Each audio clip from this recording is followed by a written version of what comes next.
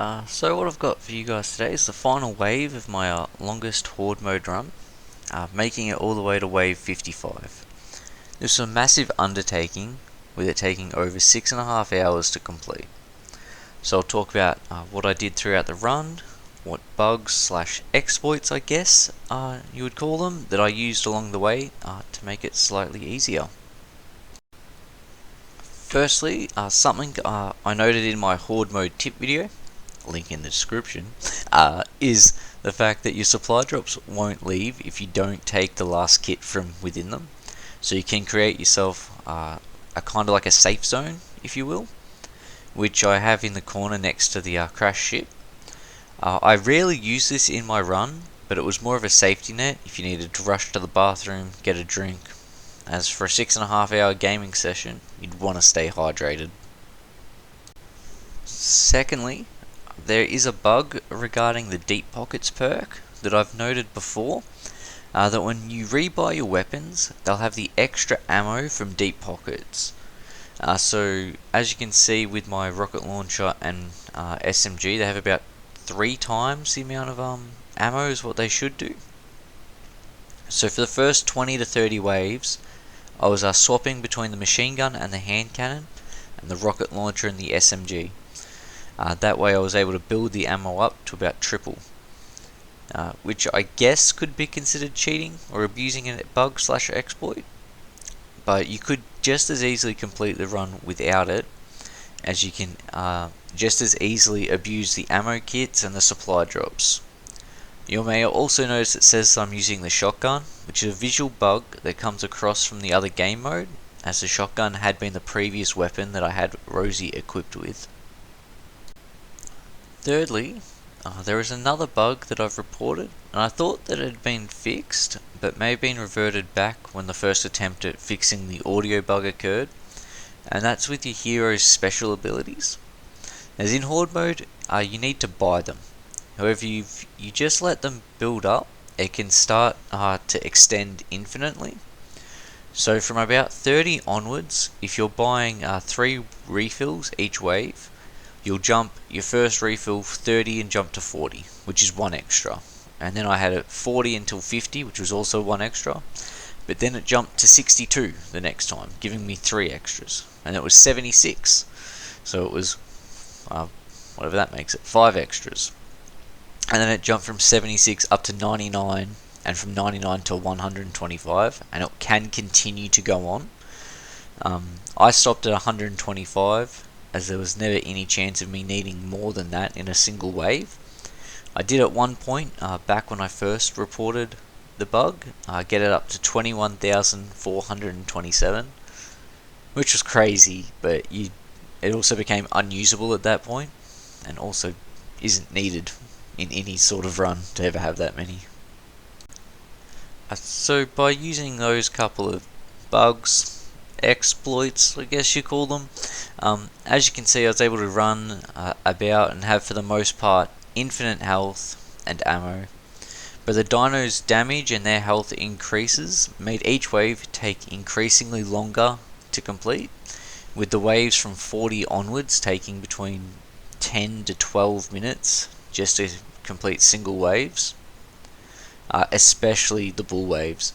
They were particularly difficult as they don't have weak spots per se, like the armored ones do, but not regular ones. That and their charge damage just got increasingly nasty as you progressed. I was using coagulant in order to help save me, which did come in handy a couple of times, which is also another bug, I guess. If you have the coagulant proc, then you sell it and rebuy it, you'll get your 2 lives back. Again, if you have coagulant at maxed out. It does mean that you need to survive a wave without it, but that could be the difference between a long run ending prematurely. There are also a number of ways in which you can exit the Horde map arena, should dinos get stuck out of range for you to kill, which my friend Toast has made a video on recently, so I'll put a link down below for that. Although none of that was needed during this run, as all of the dinos spawned in, which I was actually surprised by, as it has been a major issue in this mode in the past. However, I may have just gotten lucky. Overall, it ended up being a huge commitment to even get to wave 55. Toast and I and a few others had discussed and tried a few times to push out to the century mark, but had been plagued with common multiplayer connection issues, gun problems such as the rocket launcher no longer shooting rockets, or the hand cannon stopping fireflies from working, and dinos just getting stuck. Although we had workarounds for the dinos being stuck, the others just became too much to try and manage a joint effort to hit that century. So solo was the only option, which can be very boring. I ended up just listening to music for the most part after talking to Toast for a few hours. Now, I'll talk about some improvements I think that can be made to Horde mode in order to make it more fun for players, especially going forward with full launch. I'll avoid ones relating to game issues, like your connection to multiplayer, stuff like that, stuff that's already probably going to be looked at and is not Horde mode specific. So one change I think could make more sense is additional wreck spawns. Currently only having a chance at wave 8, 18, 28, etc. I didn't see one at all in my run, so I got to 55 waves, not a single Rex. At least make it that it's specific to, say, every 10 waves. At wave 10 you get 1 Rex. At wave 20 there'll be 2 Rexes. At wave 30, 3. And just have that continue. They wouldn't have to all come out at once, as fighting more than 3 Rexes at once is just annoying. It's not exactly all that difficult because they do get bugged on each other. As there was a point back in previous seasons where you could get upwards of 25 Rexes at a single time, and all that ended up happening was they would get bugged on each other, stop attacking, and things like that. But yeah, I definitely think that making it that there's definite Rex spawns and more of them would improve the mode's enjoyment, fun, I guess. Next thing I would add to make this a little bit more fun is provide uses for the Dino Bucks. Things like increased ammo to your weapons or damage upgrades as you progress. I know I abused a bug to get increased ammo, but if I knew one, there's none that I know of to increase dino or your gun damage. Other uses could be to increase the turret's effectiveness, as the ammo in those used in later waves is pointless and they're a waste to even bother reloading. You're better off to use your minute just to, take a break. But yeah, things like that. So where you could buy upgrades as you progress to make your heroes stronger, so that staying in waves longer is actually something that can be done easier. So looking at like a risk of rain type element, or element of risk of rain. And then also increasing the dino variety. So adding in the dashes and the overmutated into the mix, so that they're not just stuck on waves 8, 18, 28 and a chance at them. Add the alpha in there. The alpha currently can't be found in Horde mode anywhere. I wouldn't add in the Watcher, as I could see that becoming problematic, as obviously they call in more dinos. I don't imagine that would, I feel like that would have some sort of issues. But yeah, so that as the waves progress, rather than being stuck with the last 30 dinos or so just being flatbacks, just being bulls, adding in dashes, overmutated, adding keeping or alphas even, just to make it a little bit more enjoyable and adding that variety, so that you're not just fighting 10 flatbacks at one time, which as you can see it's doable. It's not exactly the most enjoyable thing. You're just kind of letting yourself get hit half the time. So those are just a few potential changes I think that could be made without changing the mode too much from how it currently is and what it currently is doing. For the next little bit, until the end, I'll play a little bit of music. Watch it, I'll skip to the end and I'll show you the end screen results and have some stuff to tell you then.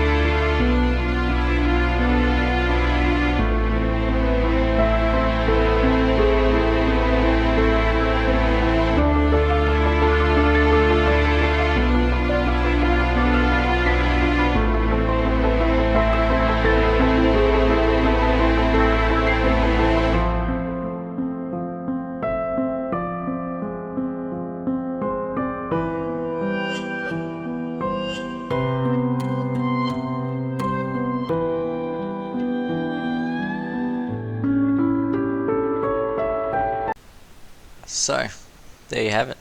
6.5 hours of gameplay. Huge damage numbers. Massive amount of materials. 38 augments in the end. Overall, I don't think I'll be attempting this a larger run without any new improvements to the game mode. But, that's what I've got. I hope you enjoyed, learned some things, and as always, happy dino hunting!